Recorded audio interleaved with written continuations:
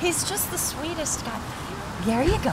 I'm Mary O'Connor, and I am a volunteer with Kitty and Canine Connection, and I happen to be fostering Weatherby. So tell me a little bit about Weatherby and how you ended up with him. Weatherby was surrendered to Anchorage Animal Care and Control after his owner passed away, and he was not able to be put out for adoption because of his overweight issues. So he needed to go into some kind of a rescue situation where he could be worked with and spend some time losing some weight and being checked out for other health issues as well. And how has that adjustment been? It's been really difficult for him. Clearly he's been eating a lot of table scraps and doesn't really care for dog food. So we've been trying to wean him off the table scraps. It's just been a huge effort. Well, you mentioned exercise. Did he have a new experience recently? He most certainly did.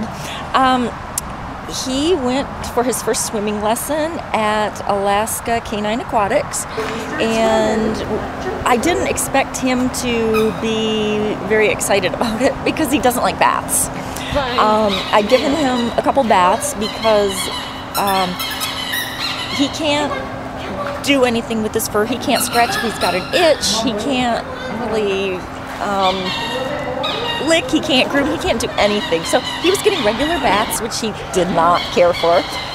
So I was a little bit apprehensive about how well he'd do with water, but turns out he did great. It did take an initial shove to get him going, but he can swim on his own. He was doing great, and we've got another swimming lesson scheduled for him. He did so well.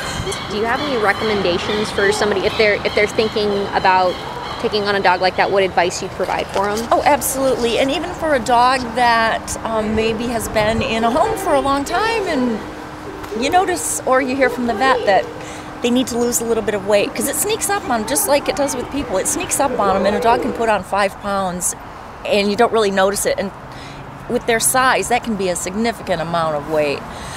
So definitely I would get some veterinary advice. There are special foods that they can eat that are supposed to be filling and tasty. I don't think he would agree with that, but they do help with weight loss, and definitely you'd want to have them under a veterinarian's care for exercise as well. I think that people often indulge their animals because it's a way of showing them love. Yeah. And I want him to know how much I love him, so I take him for a walk. I don't give him the leftover scraps from my plate. And it's a hard adjustment for some people, but I see it a lot in dogs and cats. Just as somebody who's over the age of 50 or 60, if they have never exercised, they wouldn't want to go out and train for a marathon without going to a doctor and getting a checkup and just getting some advice before they jump in. Slow, steady ramping up. Yeah. Exactly.